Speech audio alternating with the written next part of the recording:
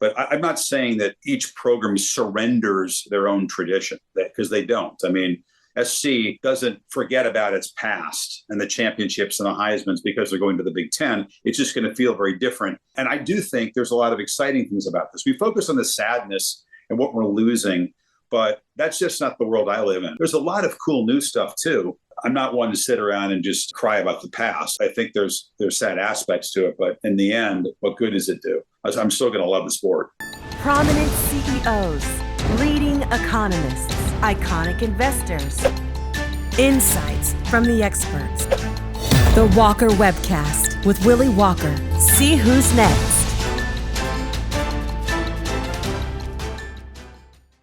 Good afternoon and welcome to another Walker Webcast. It's a super big pleasure for me to have Chris Fowler joining me today.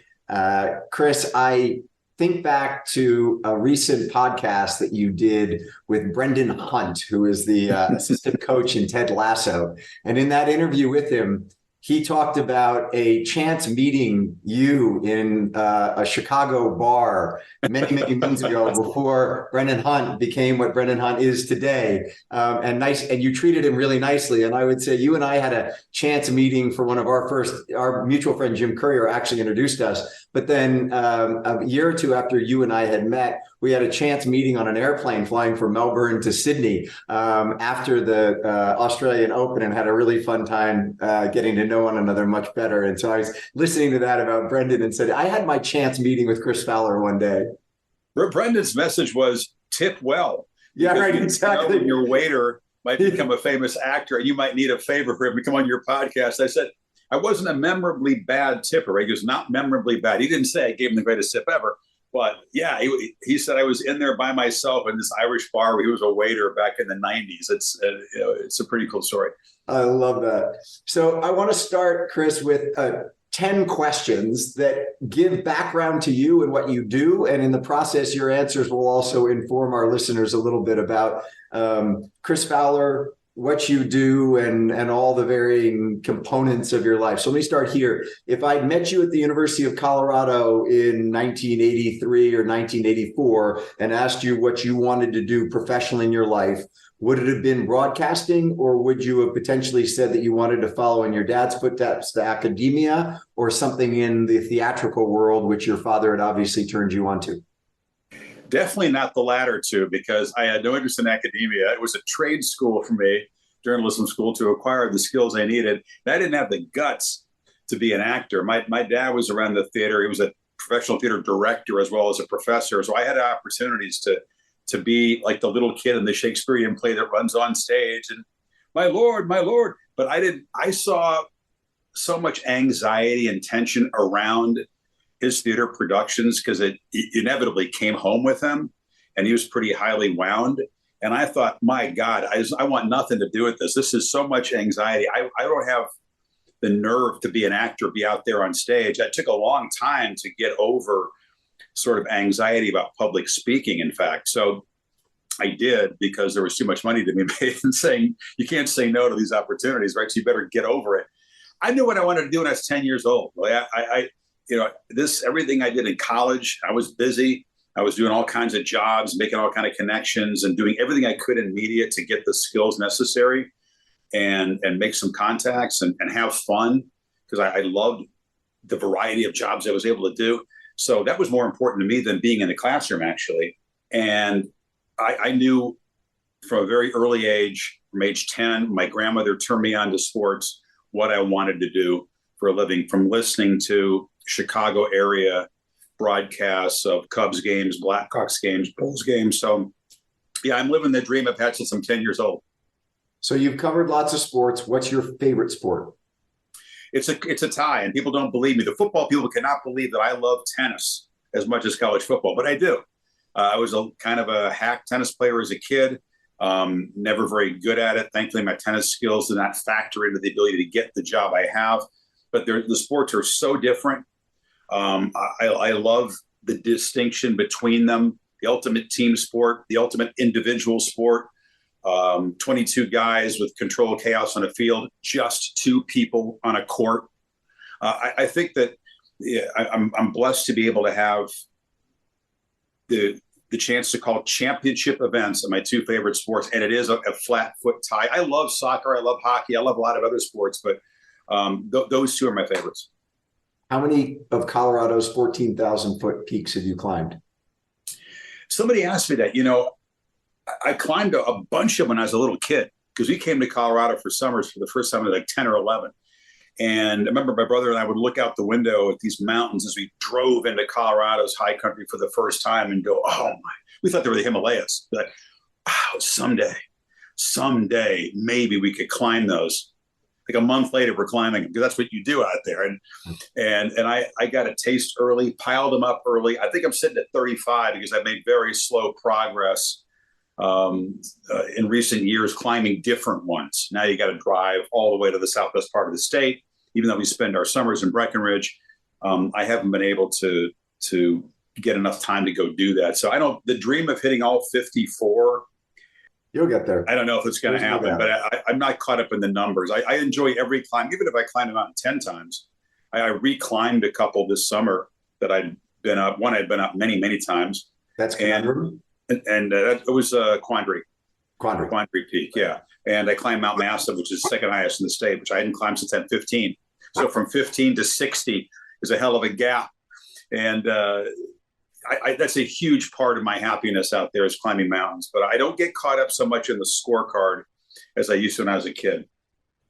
What's the largest audience to watch an event you commentated?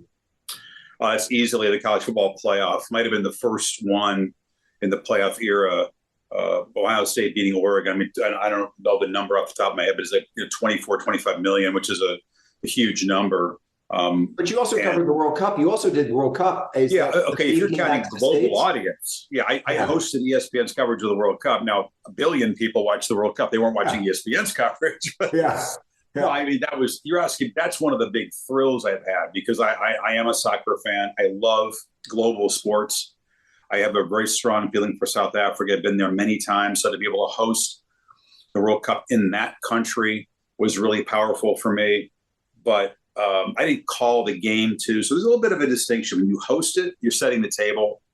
And I love doing that on game day and other things I've done. But the ultimate thing for me is to be able to document it and by calling it. And I think that's the championship games in football, I put them on a par with Wimbledon finals, US Open finals, but they're watched by a lot more people than the tennis matches. So I'd have to say the playoff games, which are pretty big audiences. So you've been married to Jennifer for 23 years. You've worked for basically the same employer for 37 years. You have two SUVs, one that's 11 years old and one that's 15 years old. Where's the deep sense of loyalty come from, Chris? I don't know if it's loyalty or just stubbornness or laziness. I mean, not when it comes to the marriage. I'm not going to say, no, I think if you find a good thing, you stick with it. The SUVs I now have gotten rid of. I had a 97 Explorer really until 2012. So I had it for 15 years as my only vehicle. People go, no, that was my only vehicle. Then we got an Audi SUV and kept it for 11 years. And finally down in Miami, I thought, I don't need a car to drive in the snow anymore, right? I forget the four-wheel drive. I want a car. I want a Miami-type car that I can drive. So I got a BMW M5, which is like a rocket and a beautifully made car. So I've never been a car person. I had sports cars when I was a kid, and I had sensible vehicles, like you said, for 27 some years. And now I have if I've come in full circle back to my teenage self, I have a very fast car that thankfully I haven't gotten a speeding ticket in yet. But I don't know. I mean, I'll probably keep it for a long time too. That I tend to do that. But you don't set out to work for one company for 37 years. That's for sure. In this business, that's a pipe dream, but because I get to get to a lot of different things in one company, it's been easy to stay there. It's always been the right choice to stay versus leave when given opportunities. I'm glad I made the right choice and didn't leave because something at the time pissed me off and I wanted to bolt. I made a mature, restrained, prudent decision and stayed with the company. And that's been a great choice.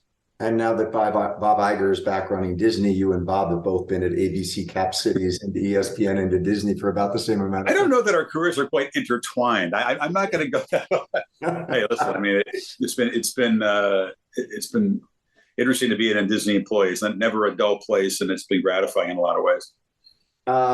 John Madden, Howard Cosell, Brent Musburger, Pat Summerall, Jim Nantz, other than yourself, best sports broadcaster of all time.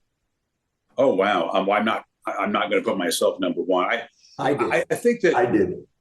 Well, no, come on. That's very nice, but let's be real. I mean, I don't get competitive in the business. I don't rate myself versus my peers, current people. I really don't look at it that way. I really view it as meeting my own standard, and not trying to get competitive, because it's such a subjective business. I mean, you like different bands than your friends, maybe. We all like different movies, different TV shows. People like different announcers, just stylistically. But there's certainly been, plenty of people who've helped me and influenced me. Al Michaels has been a tremendous mentor to me. He does exactly what I do, which is play-by-play lately. So Jim McKay was one who, when he hosted the Olympics, was a big influence on me as a very young kid, because I saw the humanity that he brought to the job, and how it wasn't about stats and the scoreboard necessarily, is about people and stories. And he never forgot that. And in watching those early Olympic games, I think I developed a passion for the Olympics and for global sports because of the lens that he let us all watch through. And so those are two names that come to mind, but there's so many. You think Al Michaels has ever had an event that he's covered that has replicated the Miracle on Ice in 1980? Not in terms of the connection with the public. I mean, when you're in your early 30s and you come up with, do you believe in miracles? Yes. I mean, and it still gives people chills. Oh yeah, right now. 3 years later. I mean, oh, yeah. But look, he's done incredibly high level work for a long, long time. So maybe the catchphrase is hard to match, but the body of work, the excellence across a wide range of sports. I mean, Al is, I think has been the standard in football game calling for a long time, and he's still going. Works with my buddy Kirk on Amazon now. So, as somebody who both knows college football as well as anyone, and also as a graduate of the great University of Colorado, does prime time actually arrive in Boulder? Man, prime time hype arrives.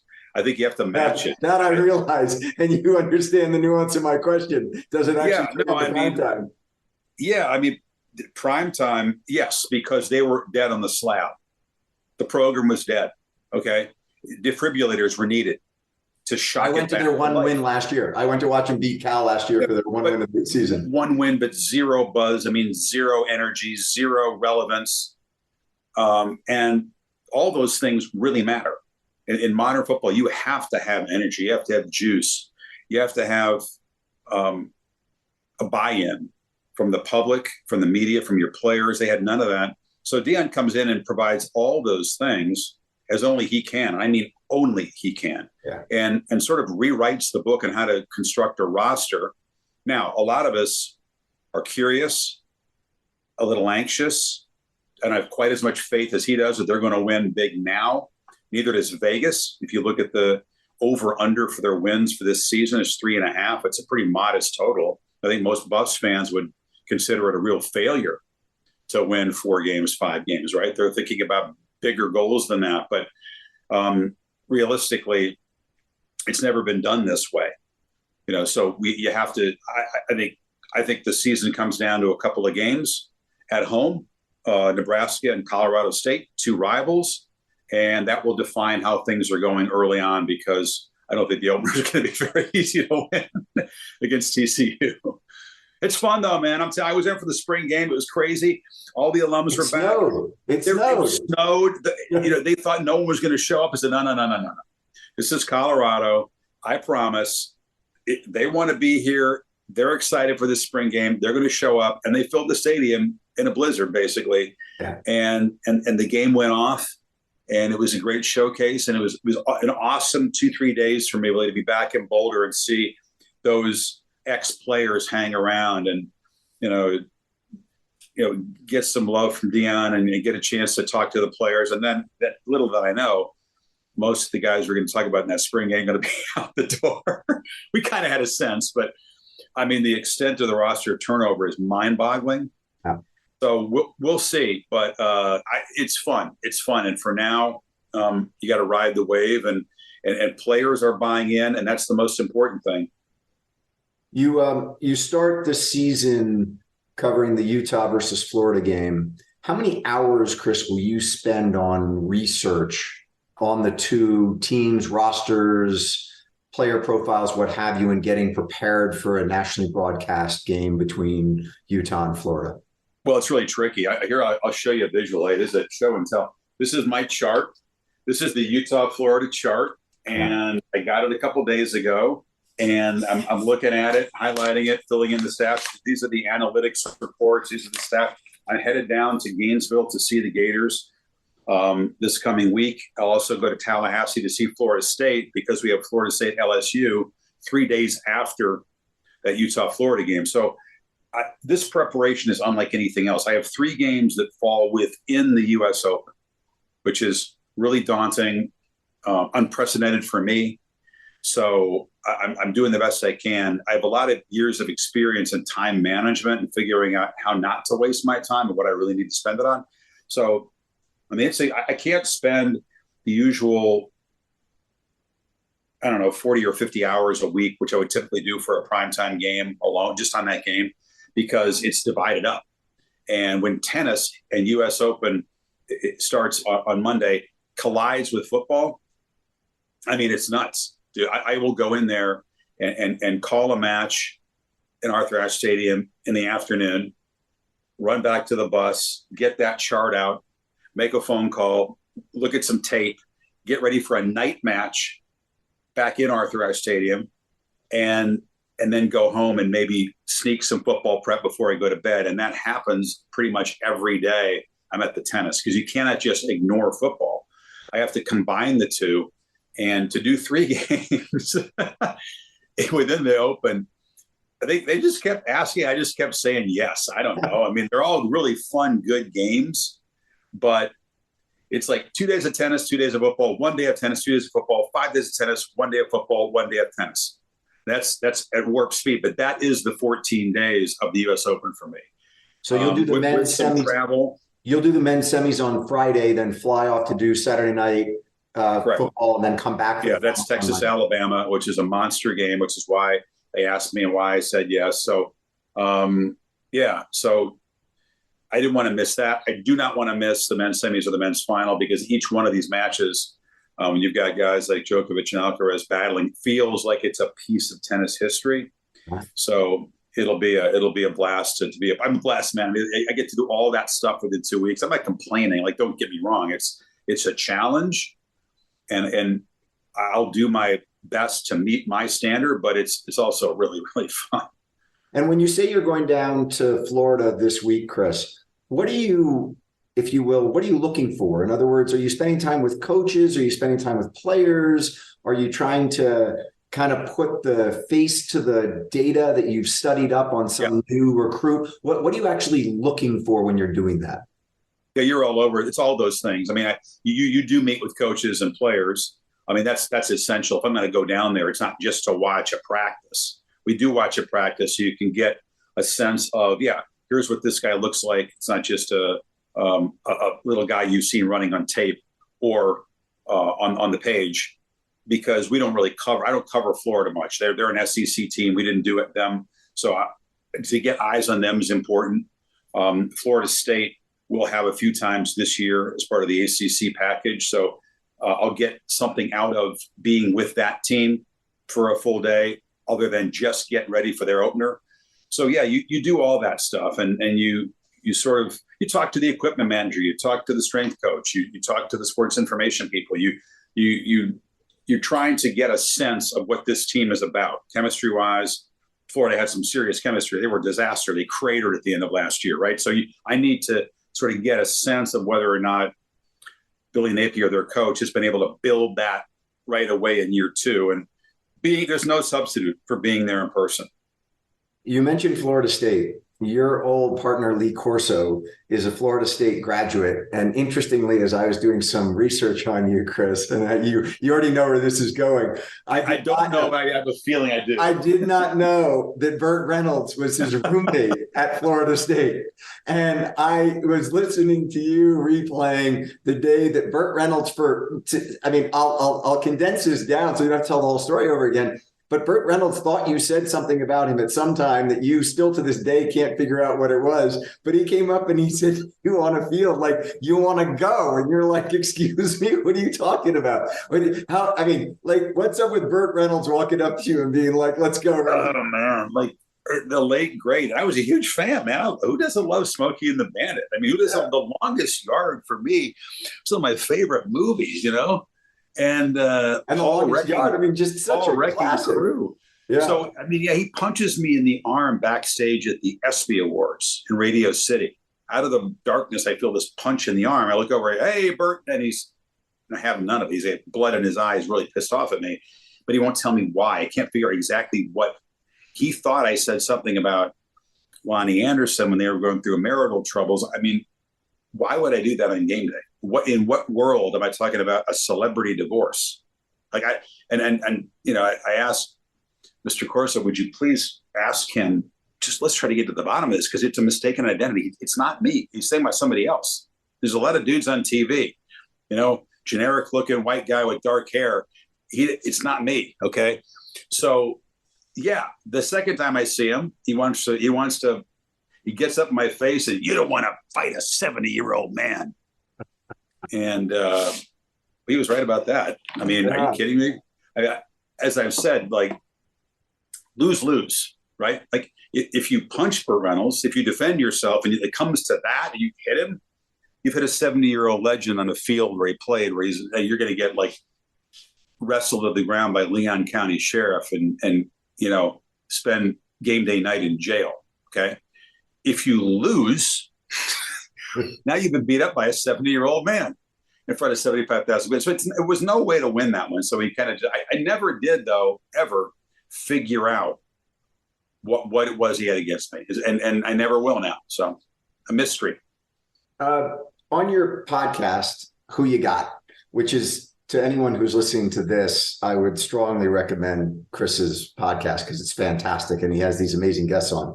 But you venture much broader than just sports. I mean, you've got plenty of great people on, and Chrissy Everett, your interview with her was great. I want to talk in a moment about your interview with Lance, because I wrote Lance over the weekend and just said that I thought the conversation he had with you was one of them. I've listened to a lot that Lance has done, and that conversation you had with Lance went to a space that I have not seen him go to. It speaks volumes about your relationship with him and why he went kind of so deep so quickly, particularly the comment when he said that he had thought when he was getting remarried that he would change his name, which just shocked me. But there also, I saw David Yarrow last week, Chris, and I told Yarrow that I had you on, and Yarrow just his face opened up and he said, oh my God, Chris Fowler, he's just the best. And here's Yarrow, who's one of the most incredible photographers of our time, doing these really wonderful things with the lens. You have mountaineers on. What's the guiding, if you will, principle as it relates to you and the guests that you have on Who You Got, in the sense of, what are you looking for? Are you looking for leadership lessons? Are you looking for things that just interest you? Are you looking for areas of the world outside of sport that you like to venture into? Yeah, sometimes I want to learn about a topic. And the research, as you know, doing a podcast can be really fascinating when the topic interests you. So in getting ready for guests, I'll get a background on all kinds of things. I love tequila. I learned a lot about tequila when I had the CEO of a tequila company on. It was a woman very prominent in the business, did a show on bourbon and had Pappy Van Winkle's grandson on. I like bourbon. So those are kind of outlier episodes, but normally it's just really interesting people that either I already know and would enjoy hanging out with, and let's have a structured conversation because it's fun to talk to Charles Barkley or Dick Vitale or Jay Billis or Mike Tirico or on and on. I've had a lot of colleagues from the business that I have known. Some I didn't know very well, but I wanted to have the experience. Stephen A. Smith I didn't know well. Andres Cantor, the great Spanish language announcer, who's Goal, the famous Right. guys like that from my business that I don't really interact with regularly are a blast. And then we've had an incredible range of people from Matthew McConaughey to Sheryl Crow, our mutual friend Mike Mills of REM, and because I love music too. So and David Yarrow is so brilliant at something I appreciate, which is photography, and I love wildlife too. So swapping stories with guys like that, and my wife Jennifer co-produces it. So we do all of this together. We think about guests together, research it, do the edit points. We don't have some huge apparatus to help us put this out. It's not intended as a for-profit thing. It's just a labor of love and a creative outlet for me, which is why I didn't want to do a sports pod. I don't want to do stuff that's just like the content I do on ESPN. This is very different, as you point out. And one of the ones that really interested me, and something that you obviously love very much, being in the outdoors, mountain climbing, Wasfia Nazreen, the Bangladeshi woman who summited K2, is, what was it? She's the 16th woman to summit K2 or something. It was like, I was shocked in the conversation, Chris, about how few people have actually summited K2. And I think one of the stats that you put out there was more people have gone to the moon than have summited K2. Whereas we all think that Everest is, over 5,000 people have actually summited Everest. How did you track her down? Because her story is so incredible. Yeah, there's a great example. I mean, you do this. You become aware of somebody that you never expect to meet. You read about, in this case, her achievements, and you're just in awe. And you find a way to get connected. You make the approach. You let her know that mountains are important to you and some of the things that she has made important in her life. Her association with the Dalai Lama, who's the one who told her that she should make the mountains her calling. She actually studied under him. She's a friend of his as well as a mentee. So she's got all these different facets. I thought just to meet her would be incredibly interesting. And so we finally made it happen and struck up sort of a long distance friendship and stayed in touch. And she put me in touch with the legendary Sherpa in Nepal that she knew very well, who guided me and my brother and a buddy around Nepal this spring. And I never would have met him if not through her. So, I am not the best at social networking and sort of like making the most of contacts and branching out and trying to keep my contacts file as robust as possible. I let opportunities go, but there's certain times in life where you have to say, wait a second, this is really a precious opportunity to get to know this person, to learn from her, to share in the contacts that she knows, and continue to learn and grow. And it's been so cool. There haven't been many episodes that have provided that kind of opportunity, but that one did. And I owe her a huge debt for hooking me up with this Sherpa, who's the wisest dude over there I've ever met. He summited Everest 17 times. He's for Rita Sherpa is his name. He's got a company in Seattle called Kangaroo Experience, who takes people all over the world. And yeah, he's become a friend too. So the podcast for that reason has been wonderful. I want to pull one quote from that and just have you comment on that before we go to you and your brother going back to the Himalaya after 25 years between the two. But one of the quotes that I took from that, Chris, that I thought was amazing was she was talking about base camp at Everest. And she said, base camp in the Himalaya what was it? She said, it's our version of Burning Man, which I started laughing at so much, about just like this eclectic group of people all hanging out in this place that they actually shouldn't be hanging out together. And I was just curious, have you ever been to Burning Man? I have not been to Burning Man. No, I have not. I've been to plenty of music festivals, but not Burning Man. She also said it was a show, and I have been to various shows. But no, it was very colorful, and I mean, the way she expressed stuff. And have you been to Burning Man? I should ask you. I mean, I have not, Chris. My girlfriend is twisting my arm to go with her in 2 weeks, and I think I'm very thankful that I have a busy work schedule that week, and I'm not gonna. I don't know. Excuse me not go. Is it always this time of year? Because I can never go if it's September. It's right around. It's always right on top of your busiest time picking up for the season. So you have maybe when I retire. Maybe when I retire, I go to Burning Man. Exactly. You and your brother going back to the Himalaya. And then the annual pilgrimage you make to your mother's gravesite up in the mountains. What is it about you and the mountains and spending time with your brother and going up to your mom's grave every year that sort of gives you inner peace? There's something very important to the Chris Fowler that I know that is part of the mountains, and that calling that keeps bringing you back. But taking the time to go 25 years later with your brother to go over the Himalaya, that must have been a really unique experience. Yeah, thanks. That's very well put.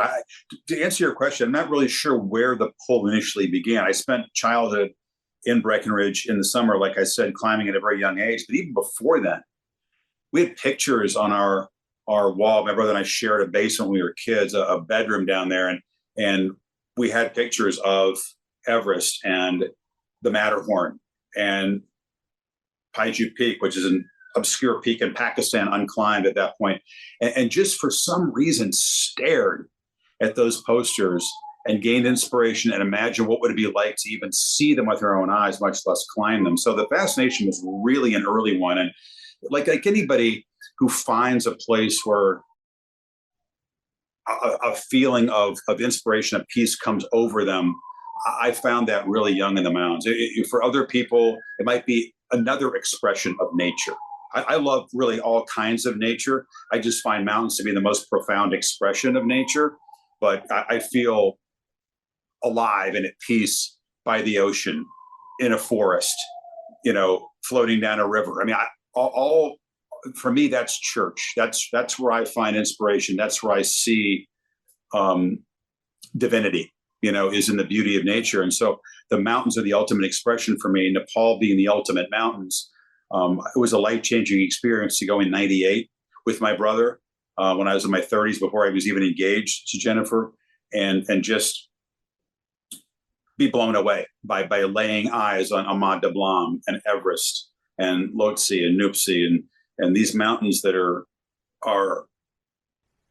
they're deities in that culture. They're literally gods. Okay, and they call Everest Sagarmatha, not Mount Everest. That's the Western name named after a British guy. So, goddess mother, and you experience not just seeing the mountains with your own eyes, but how they're viewed through other people's eyes who grew up there.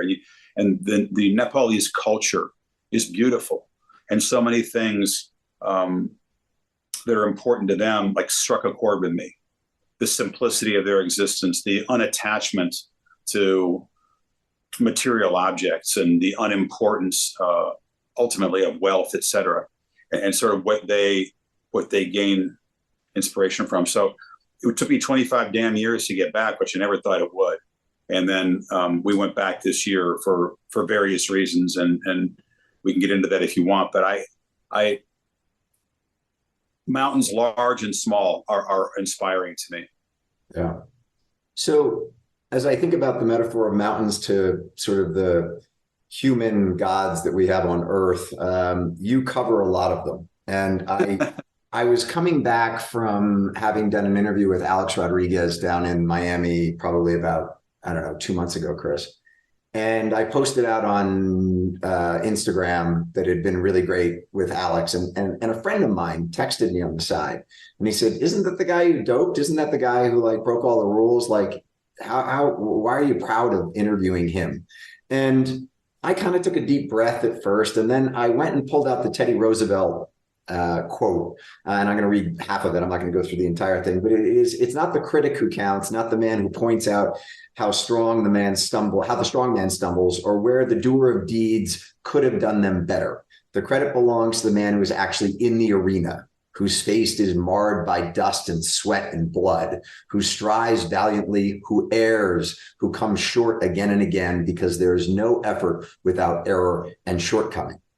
You are in the arena, and you cover a lot of people in the arena. I listened to your conversation with Lance Armstrong, someone who has gotten a lot of the similar criticism to Alex Rodriguez, and you have stayed deeply loyal to Lance as one of your longtime great friends, and it was very evident in the conversation.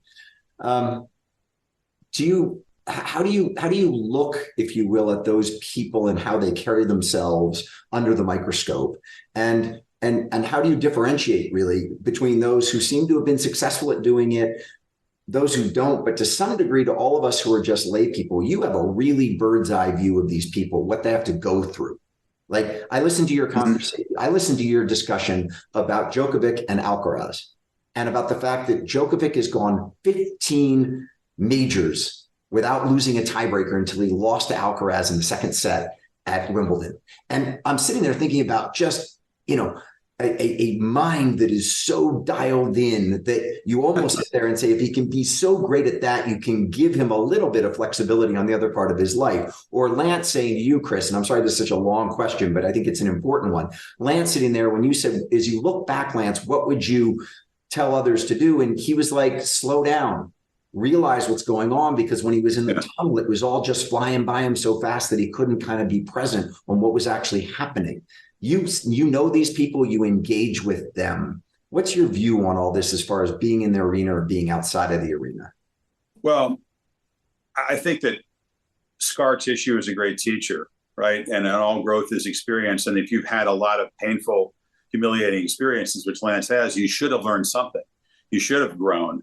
And I think he has. I am loyal to old friends. I'm loyal to him in that way. That doesn't mean I don't acknowledge he made a lot of huge mistakes. And it doesn't mean that I apologize for the things that he did and the way that he treated people, because he's contrite about that, as you would have heard in that conversation. He knows that it wasn't just the doping stuff, which he believes was given too much play because it's just a part of cycling. I'm sorry, but it just is. Doesn't excuse it at all.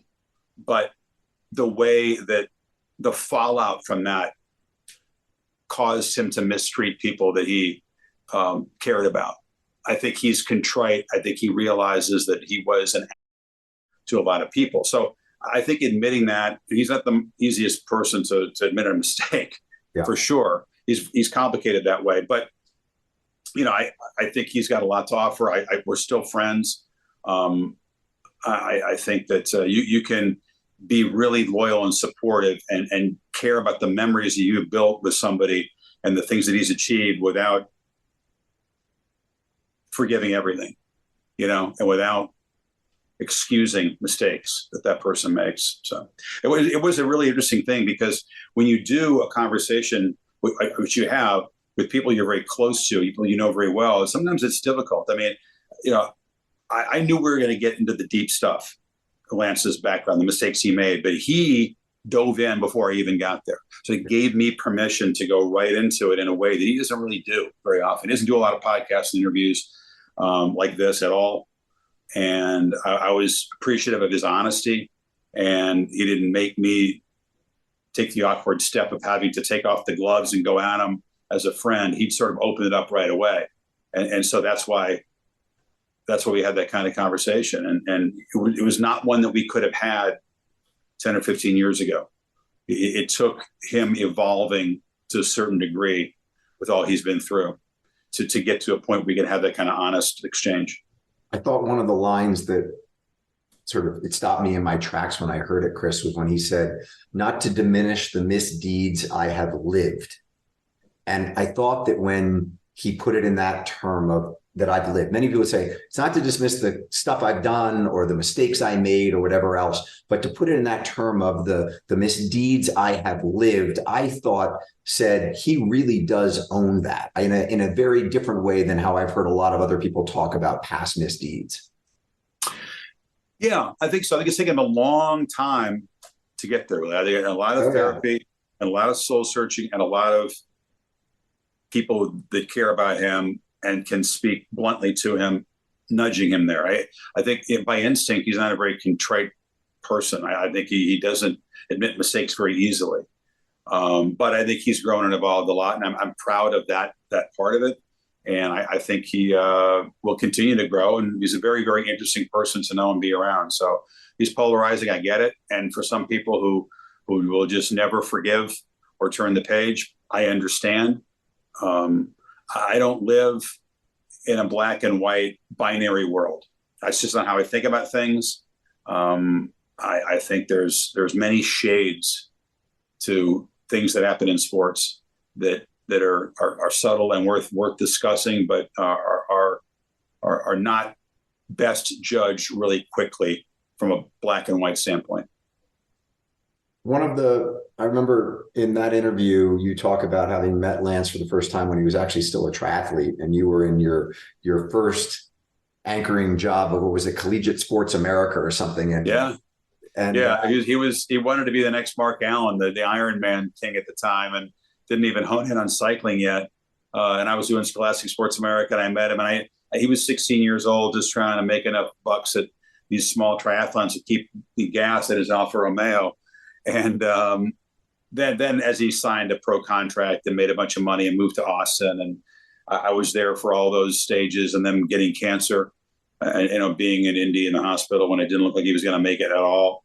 And then, bouncing back and having the audacity to think he could compete at a high level in this sport better than he had pre-cancer, and win the tour. And, I got engaged with Jennifer on the final day of his first tour victory in '99, the ride into Paris, and was there for the victory party and was there for the retirement party after he won 7 in a row. So it's been a lot of things, a lot of chapters along the way, a lot of craziness. If I ever do write a book, there'll probably be a chapter about some of this stuff because, I'm not a very reflective person. Opportunities like this to sit and think about the past are interesting to me because I don't really spend much of any time doing it. But wow, there's a lot of shit and a lot of history involving Mr. Armstrong. Did you am I correct that you introduced him to Sheryl Crow? No. Oh, really? No. We're dear friends with Sheryl Crow through him. Okay. I thought you'd known Sheryl because what we haven't talked about is music here, and you are a huge music fan. I am. It's as important to me as sports, and it was as early a passion to me as sports too. In the beginning, it was metal, and I was one of those kids that slept out. And this is really old time stuff because this doesn't happen anymore. You sleep out on the sidewalk outside the record store when the tickets go on sale for Black Sabbath, or the Who, or the Scorpions, or Def Leppard, or someone like that, and then you get those tickets and you go to the show, and I just blasted my eardrums with loud rock and roll out of my Cerwin Vega 212 hard rocker speakers, and on vinyl at first, and then eventually CD, and now I'm back to vinyl full circle. It's just a really important part. It's fun for me, and the many other genres have come around. Obviously, I had a radio show in college, and that's where I first fell in love with bands like REM, and why it was a thrill to eventually meet them and hang out a bit later on, and U2, and all kinds of that 80s first wave stuff, but jazz, classical. I mean, I really have a bizarre, eclectic music file, and love all of it. You remember going to see the reconstituted Guns N' Roses at about 2:30 in the morning in New York at one time with one of our mutual friends? Were you at that show? I was not, but he sent me a text and said, when you're on with Chris, you've got to bring up going to see the reconstituted Guns N' Roses in New York. I mean, reconstituted meant no slash. It meant Axl with a few kilos over his fighting weight. That was a bizarre show, and they came on about midnight and finished about 3:30. I think Jim did hang around to the end, as I did, but I saw Guns N' Roses at Hyde Park this summer during Wimbledon. I have to say, very different kind of show. The triumphant kind of reassemblage of the band. Slash was back, and they cranked it out for 3 hours, so they're still going strong. So you're in the south of France with Lance at some point, and he gets a phone call to go to Bono's house for dinner, and you end up tagging along for dinner at Bono's house in the south of France. You did your homework. Talk us through that one. There are a lot of things, Chris, that I'm jealous of you doing. Having dinner at Bono's place in the south of France is right up there. Yeah, well, it was right up there for me too. I mean, it was an out of body experience. I promise. I mean, Bono and Lance were friends. They were, sharing ideas about what to do philanthropically at that point. He had just retired. It was a retirement party for about 5 couples in the south of France. And Bono calls him and says, "Come on over for dinner." And Lance said, "Well, I'd love to. That's very nice, but I got all my people here. So it's a big group." And Bono's like, "Bring your people. bring all your people. So we got a bunch of SUVs and drove over to this amazing place in Ez in south of France, which has a massive amount of Mediterranean water frontage. And he was just a perfect host, man. It was a surreal experience. I sat right across from him. He stood up, gave Lance some huge toast, beautiful, flowery. I mean, a guy can write songs, right? He's a beautiful wordsmith. Then he points to me and goes, now you go. I didn't realize we were all going to give a toast and I was going to have to follow him. So you kind of hope something comes to mind. And then I get a chance to talk to Bono about the show in Boulder at Red Rocks where they filmed Under a Blood Red Sky and incredible in their tour for the album War, which is one of the most powerful experiences of my life. He couldn't believe I was there because it rained about half full. So not many people were there. And he told me the whole story about how important that was for the band. I was just sitting there thinking, this is Bono's house. I'm talking to Bono about that show. And he was lovely. We stayed there for about 5 hours. He invited us to stay for dinner. He had a massage. The masseuse came in, was going to give him a massage. He wanted us to stay while that happened and then go to dinner. And we had something else planned. And so we're graciously declined. I finally got out of his way, but it was about a 5-hour lunch at his house and I'll never forget it. I have a really quick anecdote that I'm just going to sneak in here. I don't like to talk about myself during these, but this is one that I just got to throw in there. A number of years ago, when my now son, who's at CU, I took him to go see U2 up in Baltimore. And I told him, hey, it's going to be a late night. You're going to get home late. No whining or crying when we get up to go to school in the morning. He's like, Dad, I'm all in. We go up, we go to the concert, we go backstage afterwards. We see Bono. He couldn't have been nicer than my son. It was awesome. We come back home. The next morning, I go to wake him up and I'm waking him up and he's lying in bed and he's just crying. He's like, Dad, I don't want to go to school. I don't want to go to school. And I turn to him, I go, Jack, just think, I mean, you get to go to school and tell everyone you got to meet Bono last night. My son rolls over in bed. He looks at me and goes, Dad, none of my friends know who Bono is. And I was like, oh, dagger, just a dagger. He was great. So everyone would kill me if I didn't go into college football for a moment with you. 3 topics I want to touch base on before we close this up and I give you back the rest of your evening. The first one is just the shuffling of the decks as it relates to the leagues and the Pac-12 and the demise of the Pac-12. You call it the age of instability. I mean, everyone's chasing the incremental dollar. Who knows where it all ends? My question, I guess, Chris, is this: does the NCAA become superfluous and it just becomes this new reconstitution of actual leagues rather than the overreaching body of the NCAA? Because it seems to not have any say in what's going on right now. No, it doesn't. And I do think it becomes superfluous. And I think that's the way they want it in the sport. The top schools don't want to be governed by the NCAA. They don't see it as a model that's very up to date. So I think what you're going to see very quickly, this happened way faster than I thought it would, but we all assumed there would end up being 2 really powerful conferences.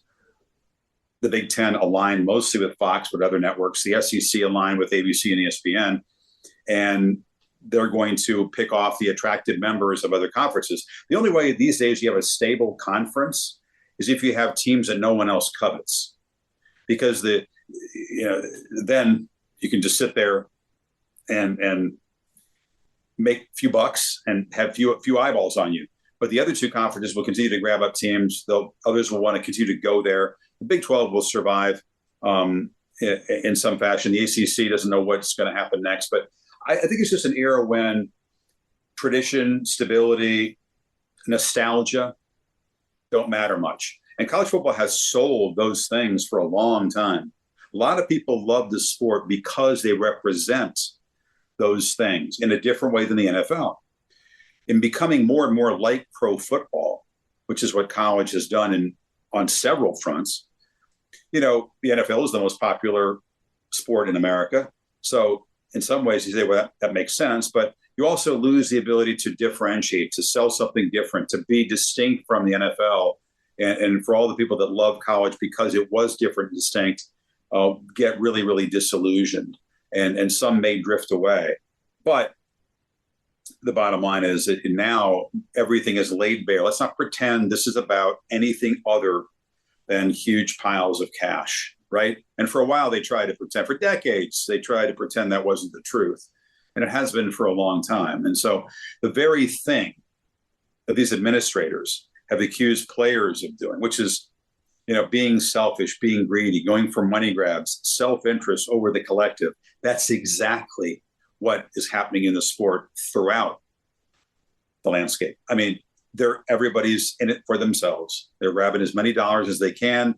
They don't care about the school in their state down the road getting left behind. That's of no concern to Oregon and Washington when they go to the Big Ten. And I mean, should it be?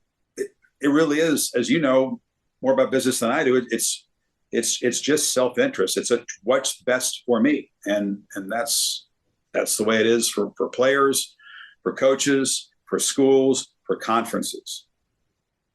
I heard you talking about on one of your podcasts about the Rose Bowl and the fact that Pac-12 and Big Ten, you'd have these conference dinners where everyone would come together and raise a glass about the great history of the Rose Bowl and the Big Ten meeting the Pac-12. And when I lived in the UK, Chris, I'd go up and I remember distinctly going up to a Liverpool game. And it was as much about all the tradition behind it and having the players come in and talk to us about these great matches that they had against Chelsea and all this. There was as much fun as actually watching the game. And that's, I'm sure there are plenty of UK fans who like the game a lot more than the chants and everything else. But as an outsider, I loved all that. And I think you raise a really serious point as it relates to, the only time that College Game Day's ever done a D3 game was when you went to cover Amherst Williams. And you talked about the tradition of that rivalry and why it makes that game so much more than just a football game. And I do think that this chase for the money could end up really being detrimental to the underlying game of college football. Yeah, I do too. I think each program will have its individual history in the way that Liverpool has its own history, and the top clubs in the Premier League all have their own folklore, right? I mean, Michigan, Oregon, USC, they're going to have their own individual histories. It's just that the collective history of the Pac-12 is going to become ancient history. It's dissolved, and it's going to be a piece of nostalgia where the Southwest Conference is, and some rivalries will suffer. I don't mean to say that those programs who have been the pillars of the sport won't continue to sell their tradition. They will. It'll just be this time of transition where you're going to have to get used to new marriages of convenience and not just the old regional ties with teams. But I'm not saying that each program surrenders their own tradition, because they don't. I mean, SC doesn't forget about its past and the championships and the Heismans because they're going to the Big Ten. It's just going to feel very different. And I do think there's a lot of exciting things about this. We focus on the sadness and what we're losing, but that's just not the world I live in. I mean, I'm going to be involved in the sport for some period of time going forward. And, there's also some exciting, cool new stuff. Like these realignment means USC playing at Ohio State and vice versa, right? And Oregon going to Michigan on a regular basis, and it's a conference game. And now you got Texas and Alabama this year, the game I'm covering in Tuscaloosa, non-conference, but they're going to be playing a lot. And teams across the SEC and new rivalries. So there's a lot of cool new stuff too. And I'm not one to sit around and just cry about the past. I think there's sad aspects to it, but in the end, what good does it do? I'm still going to love the sport. So then the one other question I have on that is NILs and the portal. Do they democratize the sport, or do they just make the big get bigger?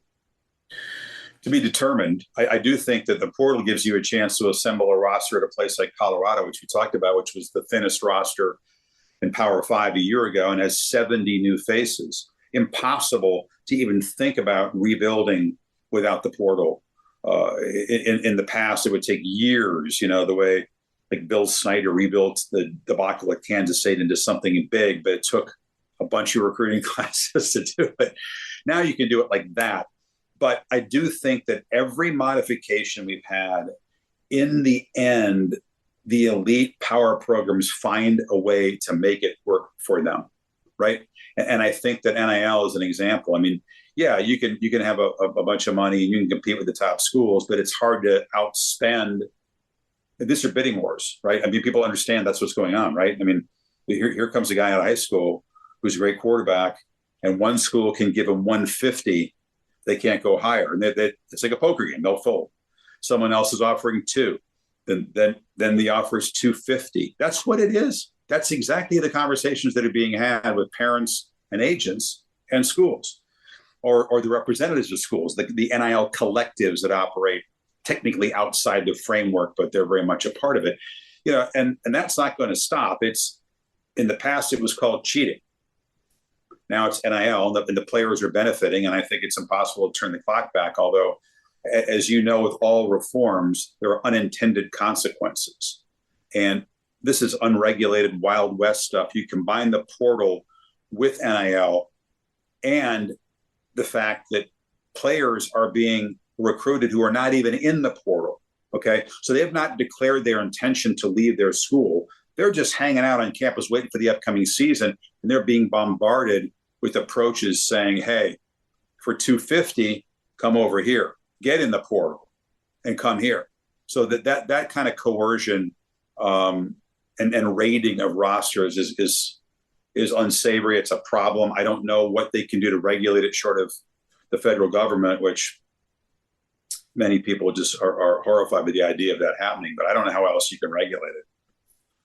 And final thing on college football, looking out at the season, you're going to cover some of the most important games to kick off the beginning of the season. Who's looking good in your book as it relates to national champion? Well, I'd like to be creative and say a bunch of other teams, but the problem we have is this sport is so top heavy, which is why your question was a good one. I mean, what's going to break up this block of teams? And we know who they are. They're the same teams. I mean, it's Georgia, Alabama, Ohio State, Michigan. I mean, those are the preseason top 4. LSU's in there. USC could be in there. It'd be nice if there's a West Coast representation. Penn State, Notre Dame. There's a few teams sort of like vying on the fringe, but if you expand to 12 teams, well, you might get the same 4 in the semis. Inclusivity, expansion, bigger, more teams involved in the playoff hunt, more playoff games on TV. Okay, when it whittles down, who's going to go on the road and beat those teams in a playoff game in the quarterfinals to get into the Final Four? I don't see it really shifting or changing. So I have a hard time looking outside of those teams. I would love USC to make a run. I would love to have West Coast representation in the playoff mix. I mean, Utah's come close and fallen short. I want a more geographic spread. It does not do us good to have this sport dominated purely by the southeastern part of the country. I could have thrown in Florida State and Clemson in that list of contenders. They're very much in the playoff mix too. But to have the sport dominated by the Southeast to the degree that it has been is not good for it, and that's pretty clear. I heard your comment about, but nobody can beat them. I'm not saying they're not going anywhere. There's the teams that pour the resources in. There's only two kinds of programs: the ones that have decided from the top down, administration on down, whatever it takes, and the ones who don't, and that's it. Whatever it takes group are the ones you see competing for championships. The ones who aren't in that group aren't. So, period. That's only going to get more pronounced going forward. I heard you make the comment about the fact that West Coast recruiting is going to completely change because of this shift of all these West Coast teams now playing on the East Coast. And I was sitting there thinking about, well, what if you're a parent and you want to watch your son play college football in your backyard? And then I was like, and then they can't travel. And then I said, oh, now they all have NILs. They can afford for mom and dad to come to the game. So I was sitting there like bemoaning the fact that some of the parents couldn't watch their kids live. And then I was like, no, I think they could probably afford it these days. Yeah, interesting is that post-COVID, there was kind of a shift where I thought kids were staying closer to home, and then that era where everybody's isolated, and then that quickly blew up with portal and the NIL. Now it's who knows what's going to happen in recruiting. It's going to be more national than ever, though, and really recruiting, while still really important for the programs that want to be stable year in, year out, sort of takes a backseat to free agency. It's like the importance of free agency and building a roster in pro sports versus the drafts. I mean, for some franchises, 50-50. Some it's way more important, the free agent market, than the draft. And I think as we're seeing in college football, the portal is becoming more important than recruiting. Yeah. Chris, you've been super generous with your time. It's been incredibly fun for me to just pick your brain and hear about all the things going on in your world. I'm gonna put together a dinner, and we're gonna have Courier, Mills, Yarrow, you and me. I'm gonna be at it. It's gonna be 4 of my great buddies, and we'll talk about the arts. We'll talk about tennis. We'll talk about music, and we'll talk about broadcasting. So if you can make that happen, I'll crawl to wherever that day. That's a fun group, and I really enjoyed our time here. And keep up the great work. And I hope to see you not in 2 screens, but face to face sometime soon. Thanks again, Chris. Have a great evening. You bet. You too. See you.